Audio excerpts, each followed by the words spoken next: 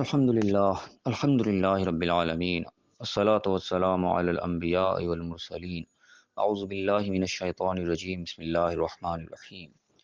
رب اشرح لی صدری ویسر لی امری واحلل عقدۃ من لسانی یفقہوا قولی واجعل لی وزیرا من اہلی۔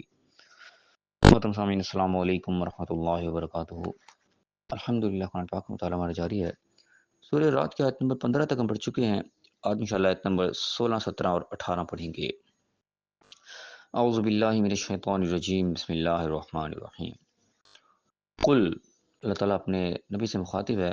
فرما رہے ہیں قل، کہہ دو ان سے، پوچھو ان سے۔ کئی جگہ کہنا جو ہے پوچھنے کے معنی میں آتا ہے، کہو ان سے من رب السماوات والارض، آگے سوال آ گیا کہ کہو ان سے ذرا کہ آسمان اور زمین کا رب کون ہے، اس کا مالک کون ہے، اس کا اونر کون ہے، کس کی اونرشپ ہے، کس کی ملکیت ہے سب کچھ۔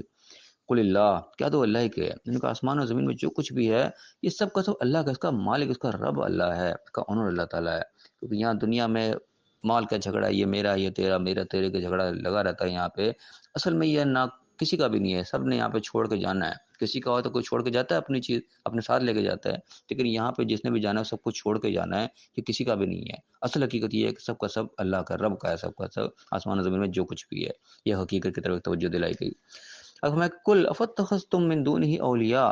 کہ کہو ان سے کہ کیا تم نے اللہ کے سوا اوروں کو اپنا اولیاء، اپنا ولی بنا لیا، اپنا کارساز، اپنا سرپرست بنا لیا۔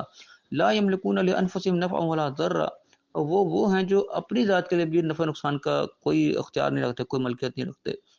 یعنی کہ انسان کا اپنا نقصان ہو رہا ہے کہ اب جا رہا ہے، اپنا سارا کچھ مال متا پیچھے چھوڑ کے جا رہا ہے، اپنا نقصان کیا نا، اپنے محنت کی کمائی اتنا کچھ سارا کچھ اکٹھا کیا، لیکن جب جانے کا وقت آیا سب کچھ چھوڑ کے چلا گیا، اپنے لیے کچھ بھی ساتھ نہیں لے جا سکا۔ کتنا بڑا اپنا نقصان کیا، اپنا فائدہ نہیں اٹھا سکا، اپنے ساری عمر بھر کی کمائی ساتھ نہیں لے جا سکا۔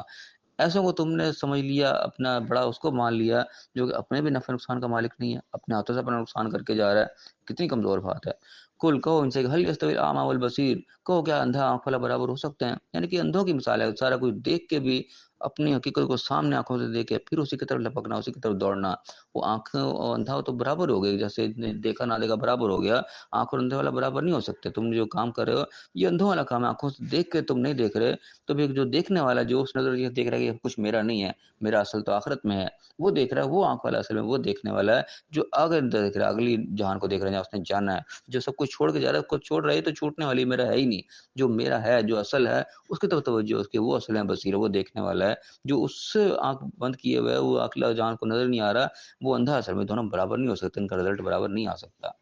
هل يستوي الظلمات والنور، کیا اندھیرا اور روشنی برابر ہو سکتے ہیں؟ یعنی اس طرح روشنی میں سارا کچھ نظر آ رہا ہوتا ہے، اندھیرے میں کچھ بھی نظر نہیں آتا۔ یہ دونوں چیزیں برابر نہیں ہو سکتی۔ اس طرح یہ دنیا اور آخرت کی مثال ہے، سمجھے کہ دنیا برابر نہیں ہو سکتی۔ دنیا میں جو کچھ بھی ہم نے چھوڑ کے جانا ہے عارضی ہے، آخرت میں جو کچھ ملنا ہے وہ ابدی ہے، دائمی رہنے والا ہے، باقی رہنے والا ہے۔ یہ دونوں چیزیں کبھی بھی برابر نہیں ہو سکتی۔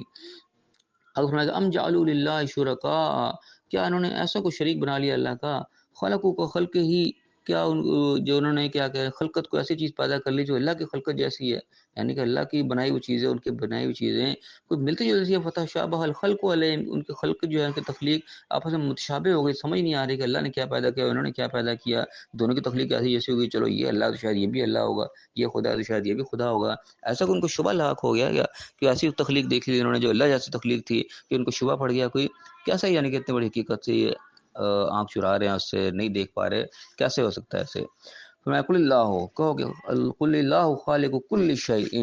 کہو کہ اللہ ہر چیز کا پیدا کرنے والا ہے، یعنی کہ آسمان اور زمین میں جو کچھ نظر آ رہا ہے اس سے کچھ اللہ نے پیدا کیا ہے، اس میں سے کوئی چیز بھی جو قدرتی تخلیق ہے انسان نے پیدا نہیں کی ہے، یہ سب اللہ نے پیدا کرنے والا ہے۔ وہ الواحد القہار، وہ اکیلا ہر چیز کے اوپر قہار ہے، سب کا سب کے اوپر چھایا ہوا ہے، یہ اللہ ہی ہے ایک۔ یعنی اللہ کے بتانے کی طرف توجہ دلائی جا رہی ہے کہ ہمارا فوکس اللہ کی ذات کی طرف ہونا چاہیے، ہمارے سامنے احکامات بھی اللہ کی ذات جو ہے وہی سامنے ہونے چاہیے، کہ اللہ جو ہمیں حکم دے رہا ہے اسی کی ہمیں پیروی بھی کرنی چاہیے۔ وہ واحد اکیلا ہے، تنہا ہے، اس کے ساتھ کوئی اس کا شریک نہیں، کوئی اس کے برابری کا نہیں ہے۔ تو یہ دنیا میں جو کچھ بھی دیا ہے یہ اسی اللہ نے دیا ہے، اسی کا دیا ہوا ہم استعمال کر رہے ہیں، اسی سے ہم فائدہ اٹھا رہے ہیں، تو ہمیں احکامات بھی اسی کے سہارے سے ماننے چاہیے، جس راستے وہ چلنے کا اسی راستے پہ ہمیں چلنا چاہیے۔ یہ توجہ دلائی جا رہی ہے اس طرف۔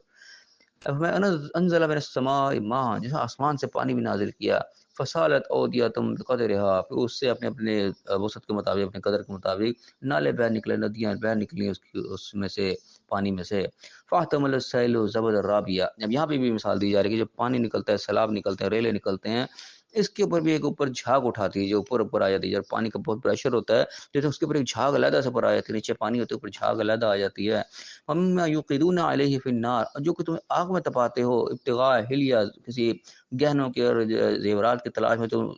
تپاتے ہو، گرم کرتے ہو، جلاتے ہو، اور متاع یا اور سے فائدہ حاصل کرتے ہو، زبد مثلہ، اس میں بھی اسی قسم کی مثل جھاگ اوپر آ جاتی ہے۔ یعنی جب کسی کو پگھلایا جاتا ہے، تانبے کو، سونے کو گرم کیا جاتا ہے، اس کے اوپر بھی جھاگ اوپر آ جاتی ہے۔ یہ جھاگ کی مثال اللہ تعالیٰ دے کے سمجھا رہا ہے۔ کذالک یضرب اللہ الحق والباطل، اس طرح حق اور باطل کو اللہ تعالیٰ بیان کر رہا ہے۔ فاما الزبد فیذهب جفاء، پھر جو اوپر کی جھاگ ہو جاتی ہے وہ دور ہو جاتی ہے، غائب ہو جاتی ہے، ختم ہو جاتی ہے۔ واما ما ينفع الناس فیمکث فی الارض، جو دلوں کو فائدہ دینے والی چیز ہے وہ زمین کے اندر باقی رہتی ہے۔ کذالک یضرب اللہ الامثال، اللہ تعالیٰ اسی طرح مثالیں بیان کرتا ہے، یعنی میں سمجھانے کے لیے یہ اب جھاگ اور اصل کی مثال اللہ تعالیٰ نے اصل میں دنیا اور آخرت کی مثال میں سمجھانے کی بات کی ہے کہ دنیا کی مثال سے جھاگ کی طرح وقت طور پر ابھر کے سامنے آئی ہوئی ہمیں نظر آ رہی ہے، لیکن یہ عارضی ہے، یہ ختم ہو جانی ہے، بالکل عارضی ہے۔ حقیقت سے ہم بڑی اچھی طرح واقف ہیں کہ اس دنیا میں ہماری کوئی وقت نہیں ہے، آج آنکھ بند ہوگی، کل بند ہو گئی، کوئی اس کے ٹائم لمٹ نہیں ہے، اچانک سے ہم اس دنیا سے غائب ہو جاتے ہیں، چلے جاتے ہیں، یہ سب کا سب یہیں رہ جاتا ہے، جھاگ کی طرح غائب ہو جاتا ہے، کچھ ہمارے ہاتھ نہیں آتا۔ اور اصل جو آخرت ہے وہ اصل میں باقی رہنے والی ہے، جس طرف ہم نے جانا ہے۔ تو یہ اللہ تعالیٰ دنیا کی مثال دے کے ہماری آنکھیں کھول رہا ہے کہ دنیا کی مثال اس طرح جھاگ کی جیسی جو اوپر آتی ہے لیکن ختم ہو جاتی ہے، اصل تو اس کے نیچے چھپا ہوا ہوتا ہے۔ تو اسی طریقے سے آخرت اصل وہ ہے جو چھپی ہمارے پردے کے پیچھے ہے، جہاں ہم نے جانا ہے۔ اس حقیقت سے ہمیں کوئی انکار نہیں ہے، ہم سب جانتے ہیں کہ دنیا سے ہم نے جانا ہے، اس دنیا کو ہم نے چھوڑنا ضرور ہے۔ اس چھوڑ کے جہاں جانا ہے وہ ہمارے آنکھوں سے اوجھل ہمیں نظر نہیں آتی ہے، وہ اللہ نے ہمیں جگہ جگہ بتایا، بار بار ریمائنڈ کروایا، اصل وہاں جہاں تم نے جانا ہے، یہ عارضی وقتی طور پہ تم آئے ہو، یہاں سے تم نے جانا ہے۔ اور یہ جانا ہم پہ بالکل واضح ہے، سب جا رہے ہیں، ہم نے بھی بتایا، ہم نے بھی جانا ہے، ہم نے 100% یقین ہے، یہ نہیں کہ ہم نے کو یہاں رہ جانا ہے، جانا ضرور ہے۔ اصل آگے کہاں جانا ہے وہ ہماری آنکھوں سے اوجھل ہے، اس کو اللہ نے ہمیں 80 دفعہ 20 دفعہ جو ہے ریمائنڈ کرا دیا کہ جہاں جانا اس کی تیاری کرو آگے۔ تو اللہ تعالیٰ نے دنیا بھی یہ جھاگ اور اصل کی مثال دے کے سمجھا دیا کہ دنیا اور آخرت کی مثال ایسی ہی ہے۔ الذین استجابوا لربہم الحسنی، اور جو بھی اپنے رب کی بات کو قبول کرتے ہیں ان کے لیے حسنہ، ان کے لیے بھلائی ہے، اچھائی ہے، خوشخبریاں ہیں ان کے لیے جنہوں نے اپنے رب کی دعوت کو قبول کیا، رب کی بات کو مان لیا، سمجھ لیا۔ والذین لم یستجیبوا، جن لوگوں نے پھر نہیں مانا، لہو اس کی بات کو، لو ان لہم ما فی الارض جمیعا ومثلہ معہ لافتدوا بہ، ان کے لیے چاہے زمین بھر کا مال ان کے پاس آ جائے، سب کچھ جمع کیا جائے اور اس کے مثل بھی آ جائے، ڈبل دنیا بھی ان کے پاس آ جائے، سب کا سب فدیے میں دیے جائیں، پھر بھی کیا ہوگا، اولئک لہم سوء الحساب، ان کا حساب برا ہی ہوگا، یعنی ان کا جو آخر میں رزلٹ نکلے گا، جمع تفریق ہوگا جو نکلے گا، دنیا کا مال بمقابلہ آخرت کا مال جب ہوگا وہ سب کا سب زیرو ہوگا، سب برا رزلٹ ان کے لیے آئے گا۔ ومأواہم جہنم، ان کا ٹھکانہ جہنم ہوگا پھر، وبئس المہاد، اور بہت بڑا ٹھکانہ، بہت بری جگہ ہے، وہ رہنے کے لائق نہیں ہے جگہ پھر وہ۔ یعنی کہ دنیا کا مال ہم جتنا مرضی اکٹھا کر لیں، اسی جھاگ کی مثال ہے، اس کی وقت ہی کوئی نہیں ہے، جس کی اصل ہی کچھ نہیں ہے، اس میں پگھل جانا ہے، ختم ہو جانا ہے، ضائع ہو جانا ہے، کچھ ہاتھ نہیں آنا۔ اللہ کرے ما فی الارض، جتنا کچھ زمین میں مال دولت جو کچھ بھرا ہوا ہے سارا کچھ جمع ہو جائے، اتنا بھی نہیں، اس کے مثل اور بھی آ جائے، ڈبل دنیا بھی آ جائے، آخرت کے مقابلے میں زیرو ہو جائے گی، کچھ ہاتھ نہیں آئے گا، وہاں حساب برا ہی نکلے گا اور ٹھکانہ آخرکار جہنم بنے گا۔ تو اللہ تعالیٰ نے بڑا واضح کر کے ہمیں ہر چیز کو بتا دیا، دنیا کی حقیقت ہمارے اوپر واضح کی ہے۔ جس دنیا کے پیچھے سارا جھگڑا ہوتا ہے، دنیا کے پیچھے ہم آخرت برباد کرتے ہیں، اپنا ایمان بیچ دیتے ہیں صرف اس لیے کہ دنیا کا مال ہمارے ہاتھ آ جائے، دنیا کی شہرت ہمیں مل جائے، دنیا کے اندر ایک مقام مرتبہ بن جائے، دنیا ہماری بہتر ہو جائے، ہماری اولاد آ کے کامیاب ہو جائے، سارا کا سارا چکر ہمارا دنیا کے گرد گھوم رہا ہوتا ہے۔ اور دنیا اتنی یعنی کہ ناپائیدار ہے جس کی حقیقت ہم بڑی اچھی طریقے سے جانتے ہیں، لیکن پھر بھی ہم بہکے جاتے ہیں، شیطان ہمیں ایسا بہکاوے میں ڈالتا ہے کہ ہم اس سے نکل ہی نہیں پاتے، سارا چکر دنیا کے گرد گھماتے گھماتے ہم آخر پہنچ جاتے ہیں